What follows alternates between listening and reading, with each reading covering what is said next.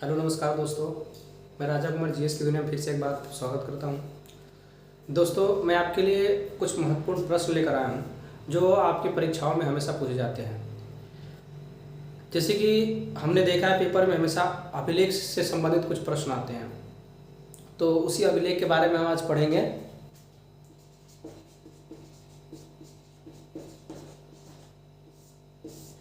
अभिलेख यानी अभिलेख से हमेशा प्रश्न पूछे जाते हैं। सबसे पहले अभिलेख के अध्ययन को इपिग्राफी कहते हैं। अभिलेख का जो अध्ययन होता है इसे इपिग्राफी कहा जाता है। अभिलेखों के अध्ययन को इपिग्राफी कहा जाता है। उसके बाद कुछ महत्वपूर्ण अभिलेख है जो आपके सामने हम बताने जा रहे हैं, तो ये आपके एग्जाम के लिए बहुत महत्वपूर्ण है। सबसे पहला अभिलेख है हाथी गुफा। हाथी गुफा अभिलेख, यह अभिलेख जो था ये तिथि रहित अभिलेख था। इसकी कोई तिथि का विवरण नहीं है। सबसे पहला तिथि रहित अभिलेख जो है यही है। इसकी तिथि का विवरण अभी तक नहीं मिला। तो ये जो है ये हाथी गुफा अभिलेख जो है ये कलिंग राजा खारवेल के शासन में हुआ था। ये यानी कलिंग राजा खारवेल। उसके बाद है दूसरा अभिलेख, यानी इसको आप लिख सकते हैं तिथि, नोट में तिथि रहित अभिलेख। दूसरा है आपका जूनागढ़, यानी दूसरा जूनागढ़, या इसे बोल सकते हैं गिरनार अभिलेख।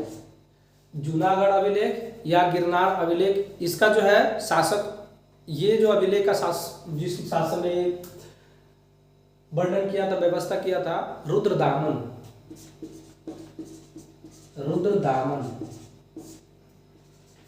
तीसरा नंबर है नासिक अभिलेख।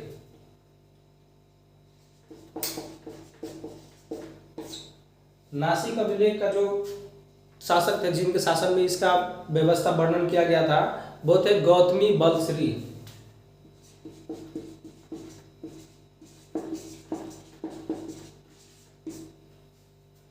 उसके बाद है प्रयाग स्तंभ। प्रयाग स्तंभ समुद्रगुप्त के द्वारा किया गया था।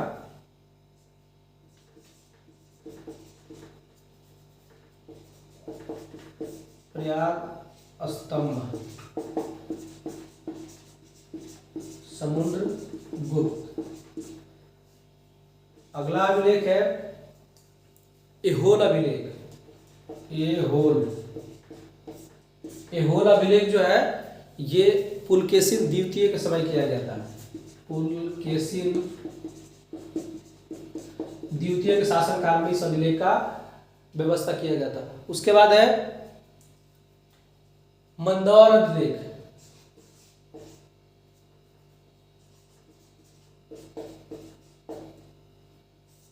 मंदौर अभिलेख का मालवा नरेश यशोवर्मन ने इसकी व्यवस्था की थी।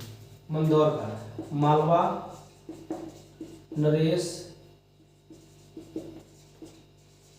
यशोवर्मन।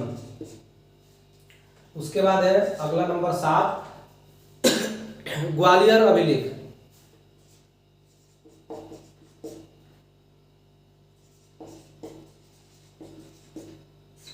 ग्वालियर अभिलेख की व्यवस्था प्रतिहार नरेश भोज, राजा भोज ने किया था। प्रतिहार नरेश जो राजा भोज थे, उन्होंने ग्वालियर अभिलेख की व्यवस्था की थी। उसके बाद है भीतरी और जूनागढ़ अभिलेख। भीतरी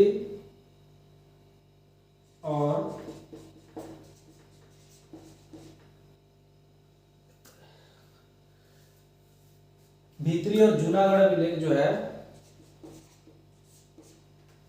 इसका था स्कंदगुप्त।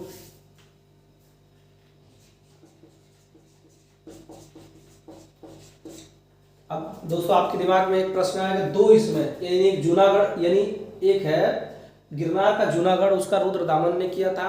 उसके बाद अगर भीतरी और जूनागढ़ का है, भीतरी एवं जूनागढ़ का, भीतरी और जूनागढ़ का जो है अभिलेख के बारे में कहा जाए तो स्कंदगुप्त। उसके बाद है देवपाड़ा अभिलेख, देवपाड़ा अभिलेख, इसका बंगाल का शासन विजय सेन ने किया था।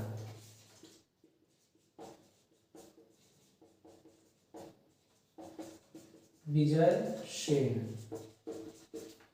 चलिए एक बार हम दोस्तों इसको रिपीट कर लेते हैं। अभिलेख, अभिलेखों का अध्ययन को इपिग्राफी कहा जाता है। पहला अभिलेख हाथी गुफा अभिलेख, यानी ये जो इसकी व्यवस्था की तो इसका शासक जो था कलिंग राजा खारवेल के शासन में किया गया था। और जो पहला हाथी गुफा अभिलेख था ये तिथि रहित अभिलेख था। उसके बाद है जूनागढ़ का गिरनार अभिलेख, उसका रुद्रदामन ने किया था।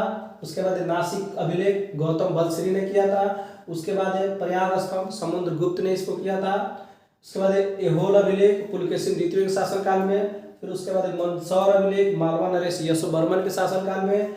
उसके बाद है ग्वालियर अभिलेख, इस ये जो है प्रतिहार नरेश भोज के शासनकाल में। उसके बाद भीतरी और जूनागढ़ अभिलेख स्कंदगुप्त के शासनकाल में। उसके बाद देवपाड़ा अभिलेख, बंगाल के शासन विजय, बंगाली शासन जो थे, बंगाल के शासक विजय सेन के समय इनका व्यवस्था किया था। दोस्तों ये रहा आपकी महत्वपूर्ण अभिलेखों के बारे में। ये आपके एग्जाम में बहुत पूछे जाते प्रश्न, ये एग्जाम के लिए बहुत इंपॉर्टेंट है। तो चलिए फिर मिलते हैं हम अगली दूसरी वीडियो में। दोस्तों हमारे वीडियो को देखने के लिए लाइक एंड सब्सक्राइब कर दें। जय हिंद दोस्तों।